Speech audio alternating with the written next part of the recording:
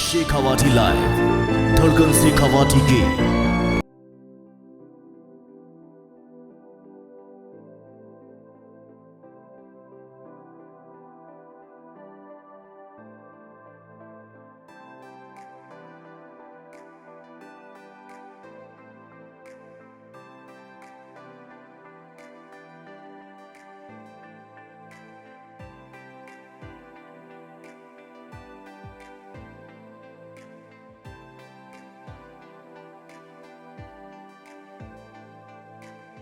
शायर ने कहा था कि मिलेगी परिंदों को मंजिल, ये उनके पर बोलते हैं।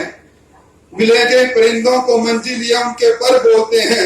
रहते हैं कुछ लोग खामोश, लेकिन उनके हुनर बोलते हैं। ऐसे श्री यहाँ के होनहार उम्मीदवार नरेंद्र जी।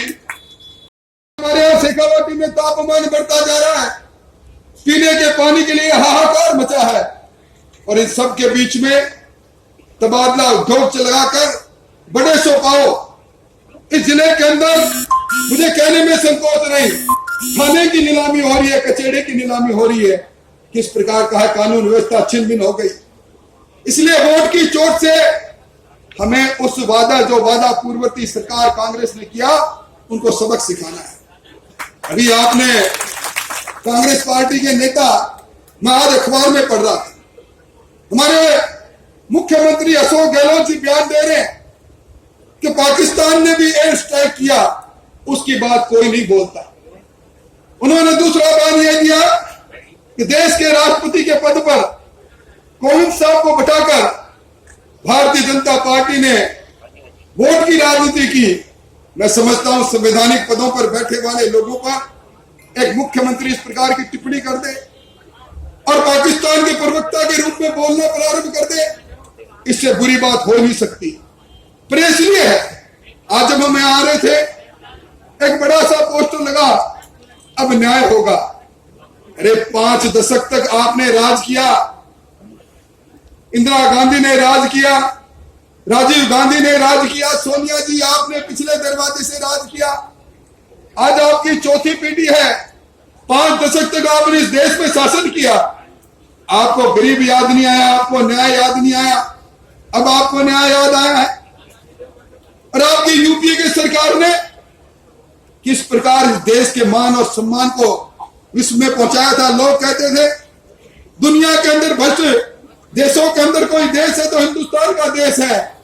अरे तिरंगे खा गए 2G स्पेक्ट्रम में, धरती में कोयला है, कोयला खा गए, समुद्र के नीचे पिंडुबी चलती है, पिंडुबी में घोटाला कर डाला, खेल का मैदान में खेलते हैं बच्चे, खेलते हैं, हम खेलते हैं, कॉमनवेल्थ गेम के अंदर घोटाला कर डाला। ये घोटाला और चोरों की सरकार आज कहते हैं एक चौकीदार से डरी हुई सरकार है। मोदी जी चौकीदार नहीं, हम उनके साथ चौकीदार के रूप में खड़े हैं। अभी आपने घोषणा पत्र पढ़ा होगा कांग्रेस का, उन्होंने कहा हमें सत्ता सौंप देना, हमें धारा 124 से हटाएंगे। यहाँ कई वकील बैठे हैं, यहाँ विक्रम सिंह जी जैसे लोग बैठे हैं। धारा 124A में जो आईपीसी में लिखा है, इस देश के साथ जो द्रोह करेगा, इस देश की सामरिक महत्व की चीजों को दूसरे देशों से साझा करेगा, देश के हमारे राष्ट्रीय ध्वज का अपमान करेगा, उस पर राष्ट्रद्रोह का मुकदमा चलेगा। हमारे आईपीसी में लिखा है। कांग्रेस ने कहा उसको हटा देंगे। और कांग्रेस ने दूसरी बात ये कही, जो स्पेशल आर्म्ड फोर्स एक्ट बना 1958 में, जहां कहीं भी देश के अंदर राष्ट्रपति महोदय ये समझते हैं राज्यपाल की सिफारिश पर किसी क्षेत्र को असंध घोषित कर देते हैं। हमारे सशस्त्र बलों को वो कानूनी ताकत दी गई थी कि वो जाकर आतंकवादी को बिना वारंट के गिरफ्तार कर ले, वो पूछताछ कर ले, किसी घर में घुस जाए, वहां तलाशी ले ले। कांग्रेस ने अपने घोषणा पत्र में कहा हम इसको भी हटाएंगे। अगर पीपुल्स पार्टी जो पाकिस्तान की पार्टी है, उसके घोषणा पत्र में बात होती है हमें समझ में आती। और दूसरी तरफ अभी आपने भारतीय जनता पार्टी का संकल्प पत्र आपने पढ़ा होगा, अखबारों में आया। हमारे प्रधानमंत्री जी ने कहा हम आतंकवाद और उग्रवाद के बाद 0 टॉलरेंस मानेंगे, देश के सम्मान की रक्षा हमारे लिए सर्वोच्च रहेगी। हम 2022 तक किसान की आमदनी को दुगना करेंगे। हम 2022 तक इस हिंदुस्तान के अंदर कोई व्यक्ति ऐसा नहीं रहेगा जिसके सर पर छतरी हो, और यही नहीं, किसान सम्मान निधि जो इस बार बजट के अंदर 72,000 करोड़ की बनाई, छोटे सीमांत और लघु सीमांत किसानों को उसके खाते में हर साल स्थायी रूप से 6,000 रुपए देने की बात कही। संकल्प पत्र में कह दिया ये किसानी एक जैसी है, इस धरती का सीना चीर कर जो किसान अन्न पैदा करता है उसको बीज के लिए, खाद के लिए, उसके सम्मान के लिए पूरे हिंदुस्तान में किसान के खाते में सरकार आते ही 6,000 रुपए जाएगा। उन्होंने ये भी कह दिया 60 वर्ष से ज्यादा उम्र जिस किसान की हो गई उसको किसान सम्मान पेंशन मिलेगी। भारतीय जनता पार्टी ने संकल्प पत्र में कहा, यह संकल्प पत्र में यह भी कह दिया 1 लाख रुपए तक का किसान क्रेडिट कार्ड पर अब इंटरेस्ट नहीं लगेगा। आपने लड़े लेकिन चुनाव में फेल हो जाता है। ये चुनाव भी जिस प्रकार का चुनाव है उस चुनाव से लगता है कि पहले के चुनाव में बड़ा फर्क है। कुछ लोग चुनाव लड़ते हैं आदमी को जिताने के लिए, कुछ लोग जात बिरादरी के लिए चुनाव लड़ते हैं, कुछ लोग क्षेत्र के लिए चुनाव लड़ते हैं। लेकिन ये चुनाव न व्यक्ति का चुनाव है, न जात बिरादरी का चुनाव है, न गांव मोहल्ले का, न प्रांत का चुनाव है। ये चुनाव इस देश का भाग्य बदलने वाला चुनाव है। इस चुनाव में हम सब लोगों की भूमिका होनी चाहिए। देश में सब लोग रहते हैं, देश सुरक्षित हो, देश का सम्मान दुनिया में बढ़े, ये हम सब लोगों की जिम्मेदारी है।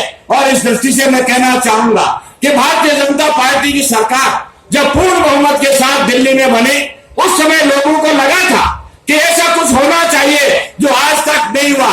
देश का सम्मान बनना चाहिए, होने के लिए नहीं, दुनिया को देने के लिए जाने वाला ये प्रधानमंत्री है।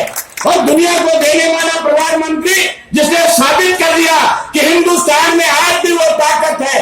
और उन्होंने 21 जून का और योग दिवस का फैसला करवाया और आज दुनिया में हिंदुस्तान का योग चल रहा है और सारे देशों ने मान लिया। शुरुआत हो गई हिंदुस्तान को आगे बढ़ाने की। कई लोग बोलते थे कि हिंदुस्तान का प्रधानमंत्री हवाई जहाज में रहता, वो दुनिया में जाता आता है, क्या करता है ये। मैं सोचता हूं इस समय जो एयर स्ट्राइक हुई उस स्ट्राइक में दुनिया के सारे देशों ने हिंदुस्तान का समर्थन किया। ये हमारी विदेश नीति की सफलता है। और उन राष्ट्रों को अकेला कर दिया पाकिस्तान को। पाकिस्तान के इस्लामिक कंट्री की एक सम्मेलन हुआ, उस सम्मेलन में और सुषमा स्वराज जी को अध्यक्ष बनाया, उनका भाषण हुआ, पाकिस्तान ने बाइकआउट किया। लेकिन मुस्लिम राष्ट्र भी आज हिंदुस्तान के साथ है, पाकिस्तान के साथ नहीं। दुनिया 1000 एनजीओ को और बंद कर दिया जो हिंदुस्तान के खिलाफ काम खड़ा करते थे। ये पहली बार नरेंद्र भाई मोदी है जिन्होंने इस प्रकार की बदमाशी को रोकने का काम किया। 3,38,000 सेल कंपनियों को उन्होंने बंद कर दिया और उन्होंने फैसला कर दिया कि हिंदुस्तान में जो पैसा आएगा एक बैंक तय कर दिया। एनजीओ का पैसा आएगा वो एक बैंक में जाएगा और बैंक में आने के बाद जिसका जो पैसा है वो ले सकता है, लेकिन उसका देश को हिसाब देना होगा। न्याय मत तो ले गया था, यानी 50 वर्ष तक ये अन्याय करते रहे देश के ऊपर और आज न्याय की बात याद आती है।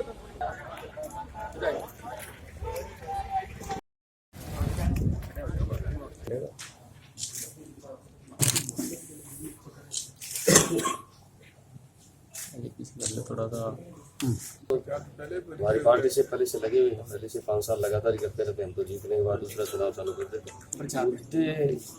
नहीं, हम वादे लेकर के नहीं आते, इरादे लेके आए। निश्चित रूप से काम करेंगे, जो भी आवश्यकता है, पानी वाले मीठे पानी की है, रेलवे लाइनों की है, और कोई स्पोर्ट्स यूनिवर्सिटी की है, जिस तरह की जिले में आवश्यकता होगी उस हिसाब से काम। वैसे पास कोई भी आ सकता है और इसमें ज़्यादातर हमारे क्या कि पार्टी के जो पदाधिकारी जो पद होते हैं, जैसे सांसद का है, विधायक का है, वो तो आचार संहिता लगने बाद खत्म हो जाता है। अब जैसे प्रभारी बनाया जिले का, जो अध्यक्ष है, उनको साथ रहना जरूरी है। 5 आदमियों में अब किसी को भी छोड़ेंगे तो आप उसका नाम ले दोगे। यदि पार्टी के साथ है, भारतीय जनता पार्टी का ऐसा है ही नहीं कोई आदमी जो रुष्ट हो सकता है।